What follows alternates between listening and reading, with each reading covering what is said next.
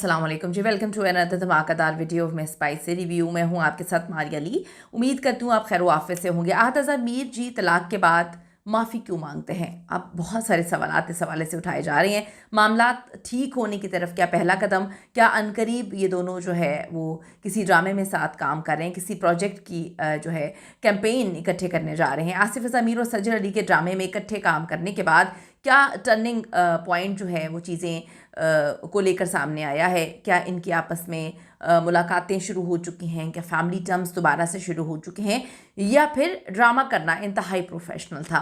आज की वीडियो में हम इस पर बात करते हैं। रिक्वेस्ट है चैनल को सब्सक्राइब करें, वीडियो को आखिर तक ज़रूर मुलाहिजा करेगा।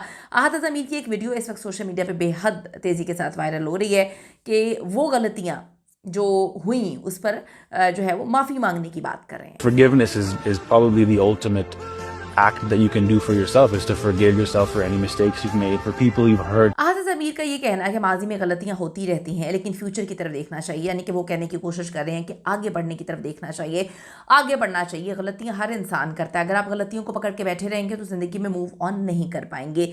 याद रहे कि ये जो माफ़ी मांगने की बात है कि आहत ज़मीर ने इस बात का भी इकरार किया है कि माफ़ करना ही सबसे बेहतर अमल है।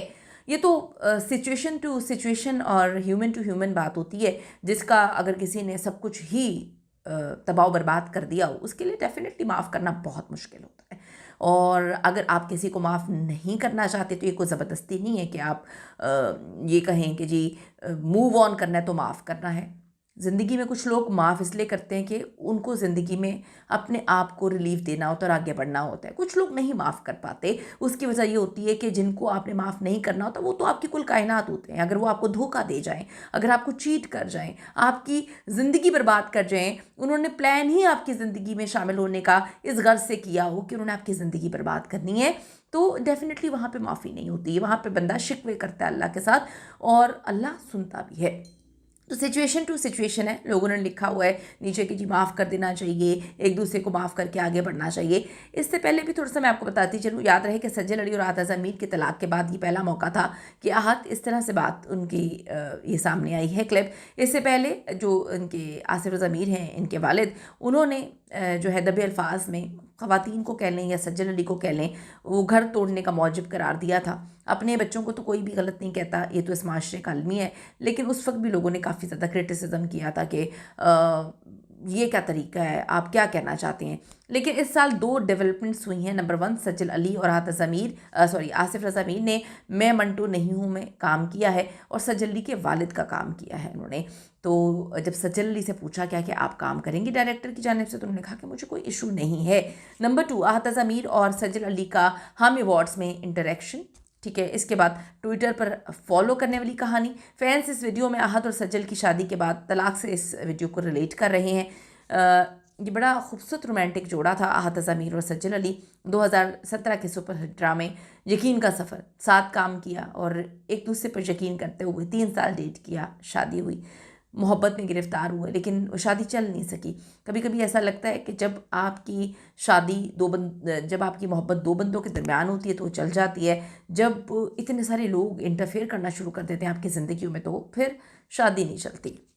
दोनों की कमाल केमिस्ट्री की वजह से ड्रामे जो हैं वो बिल्कुल हकीकी ज़िंदगी का रंग देते हुए नज़र आए थे। जिसके बाद मार्च 2020 में दोनों की शादी हुई। सिर्फ 2 साल बाद ही इनकी तलाक हो गई। अलबत्ता ना तो आहत ने और ना ही सज्जल ने इस हवाले से कोई बात की। आहत के वालिद ने पहला इंटरव्यू दिया था जिसमें उन्होंने अजीब भी बातें की थी। लोगों को बातें ज़रा समझ तो आई थी, लेकिन वो एक्सेप्ट नहीं कर पा रहे थे कि कैसी बातें कर रहे हैं। ये जोड़ा किसी भी तकरीब में एक साथ नज़र नहीं आता। मुतादिद साथी फ़नकारों ने दावा किया है कि इनके दरमियान जो है मामला बड़े अजीब तरीके से ख़त्म हुए हैं। जोड़े के अहले खाना ने भी तलाक की ख़बरों की कभी खुलकर तस्दीक नहीं की थी और ना ही तस्दीक की। तो फिर अफवाहें जब आसमान पे गईं तो फिर 1-2 लोगों ने इसको कहा ऑन कैमरा आके कि हाँ जी इनकी तलाक हो गई है।